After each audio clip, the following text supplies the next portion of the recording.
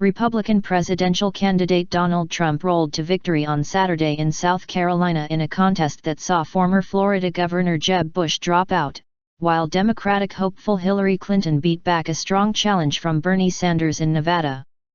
The victories by Trump, who is running as an anti-establishment outsider, and Clinton, a preeminent political insider, solidified their positions as the front-runners to win their parties' respective nominations ahead of the November 8 presidential election.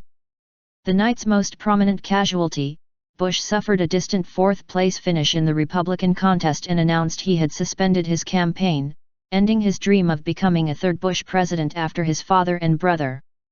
"The people of Iowa, New Hampshire, and South Carolina have spoken, and I really respect their decision," an emotional Bush said in Columbia. He finished far out of the running in each of the first three states. By winning both South Carolina and New Hampshire and holding leads in 13 states that hold Republican contests on March 1, Trump was arguably on track to win the nomination, an outcome that seemed astounding to contemplate when he entered the race last summer.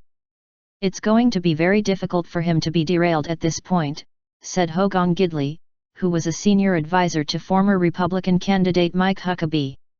The 69-year-old real estate billionaire and reality TV star was declared the winner in South Carolina about an hour after polls closed, and launched into a feisty victory speech. "Let's put this thing away," Trump told cheering supporters in Spartanburg. He denounced TV pundits for saying there could be enough anti-Trump votes to beat him when the race thins further. "These geniuses," he said. "They don't understand that as people drop out, I'm going to get a lot of those votes also. You don't just add them together."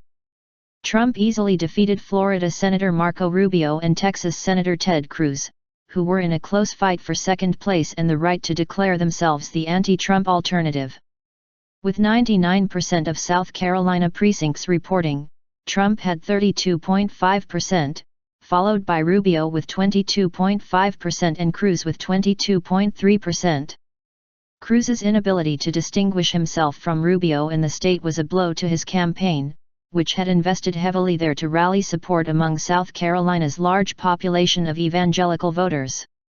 Trump's victory won him at least 44 of the state's 50 delegates, bringing his delegate count to 61, compared to 11 for Cruz and 10 for Rubio, according to a tally by Real Clear Politics. Republicans need 1,237 delegates to win the party nomination.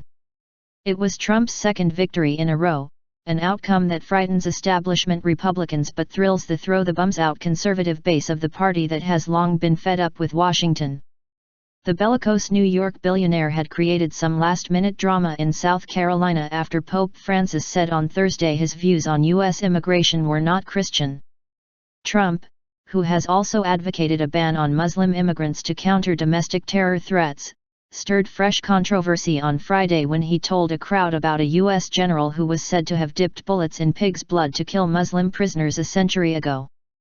Former Secretary of State Clinton's victory in the Nevada Democratic caucuses, meanwhile, could help calm worries among the Democratic establishment about the strength of her campaign.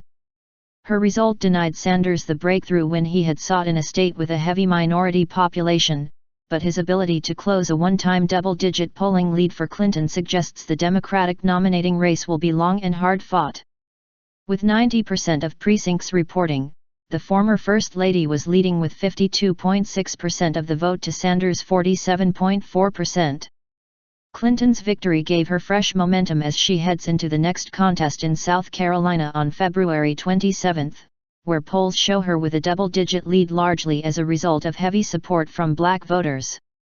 "Some may have doubted us, but we never doubted each other," she told cheering supporters at a victory rally in Las Vegas. "This is your campaign." Sanders vowed to fight on and set his sights on the 11 states that vote on Super Tuesday, March 1. He predicted that when Democrats gather for their nominating convention in Philadelphia in July, we are going to see the results of one of the great political upsets in the history of the United States.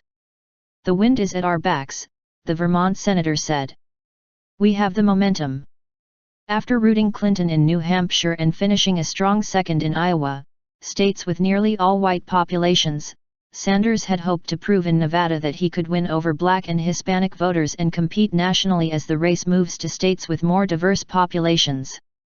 But entrance polling in Nevada showed he badly lost among Black voters, by 76% to 22%, a bad omen for South Carolina and other southern states with big Black populations. He did win among Hispanics by 53% to 45%. Clinton's campaign has argued she would assert control of the Democratic race once it moved to more diverse states with Black and Hispanic populations who have traditionally backed Clinton and have been slow to warm to Sanders.